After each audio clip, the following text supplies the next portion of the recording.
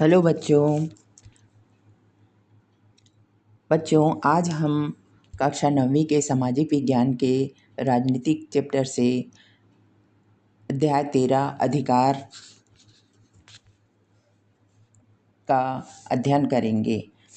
तो आइए हम जानें कि इस अध्याय में हम वास्तविक जीवन की कुछ ऐतिहासिक घटनाओं से बात प्रारंभ करते हैं, जिनसे यह पता लग सके कि अधिकारों के बिना लोगों का जीवन कितना कठिन होता था,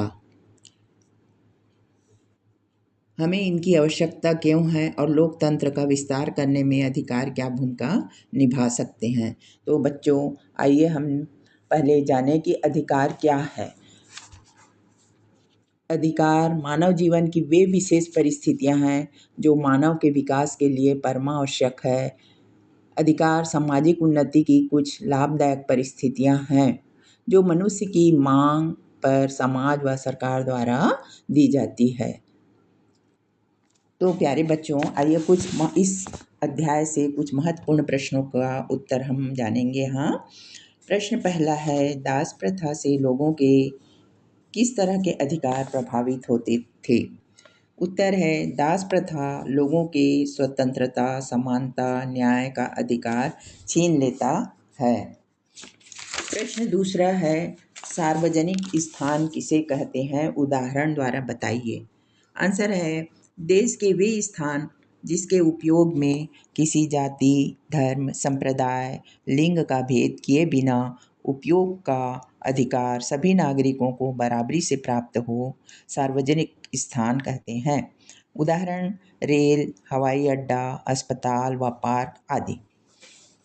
अगला प्रश्न है बच्चों, किसी व्यक्ति के व्यक्तित्व विकास में अधिकार किस तरह सहायक होते हैं।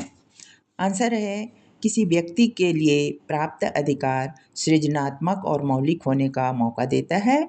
जैसे संगीत, नृत्य, लेखन आदि में हम मौलिक रचनाएं कर सकते हैं। इससे ही हमारे व्यक्तित्व का विकास होता है और इससे ही समाज एवं देश का विकास होता है। अगला प्रश्न है, अधिकारों को कैसे सुनिश्चित किया जाता है। उत्तर है, अधिकार राज्य द्वारा व्यक्ति को दी गई कुछ कार्य करने की स्वतंत्रता या सुविधा से निश्चित होता है, जिससे व्यक्ति अपनी शारीरिक, मानसिक और नैतिक शक्तियों का पूर्ण विकास कर पाता है। अगला प्रश्न है बच्चों, अधिकारों को कानूनी मान्यता कैसे मिलती है। उत्तर है, अधिकार आमतौर पर उस स्थिति में ही अधिकारों का दर्जा प्राप्त करते हैं जब लोगों की आवश्यकताओं को कानूनी मान्यता दी जाए। जब तक किसी अधिकार को कानूनी रूप नहीं मिलता, तब तक किसी भी अधिकार के लिए वास्तव में लोगों का राज्य के प्रति दावा नहीं बनता। कोई भी अधिकार कानूनी रूप से स्वीकार किया जाना आवश्यक है ताकि किसी देश या प्रांत के सभी समाज के लोग उसे स्वीकार कर सकें। अगला प्रश्न है बच्चों, अधिकारों के बिना किसी व्यक्ति को किन किन कठिनाइयों का सामना करना पड़ता है। उत्तर है, अधिकारों के बिना किसी व्यक्ति को यह अवसर भी नहीं होता कि शासन की अनुचित नीति की आलोचना करें। अधिकार सुरक्षित न होने पर शासन द्वारा नागरिकों पर अत्याचार व उनका दमन आसानी से किया जा सकता है। अधिकारों के न होने पर जीवन में आगे बढ़ने की थोड़ी भी संभावना नहीं होती। अगला प्रश्न है बच्चों, शिक्षा के अधिकार के बिना हमारा जीवन कैसा था। उत्तर है, शिक्षा के अधिकार के बिना जीवन और व्यक्तित्व के विकास की कोई संभावना नहीं थी।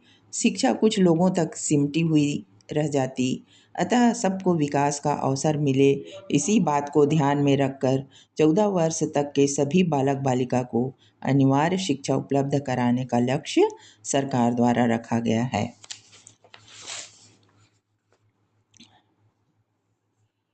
अगला प्रश्न है बच्चों, सार्वजनिक स्थान किसे कहते हैं, उदाहरण द्वारा बताइए।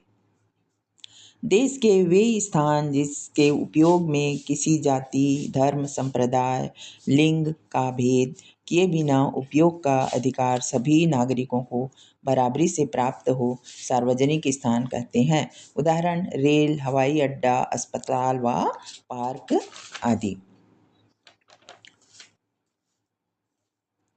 अगला प्रश्न है, महिला आयोग की आवश्यकता क्यों महसूस की गई?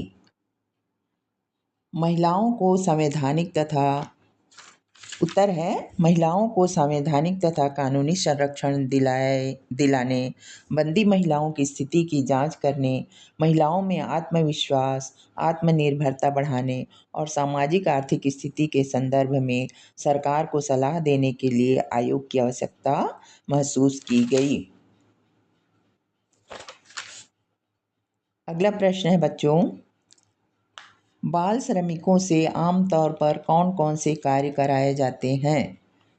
उत्तर है होटल में काम करने वाले बाल श्रमिकों को 8 से 10 घंटे लगातार काम करना पड़ता है, जो कठोर शारीरिक श्रम करने में बीतता है। दूसरा है बाल श्रमिकों को कारखाने में भारी माल बोझा ढोने का कार्य लिया जाता है।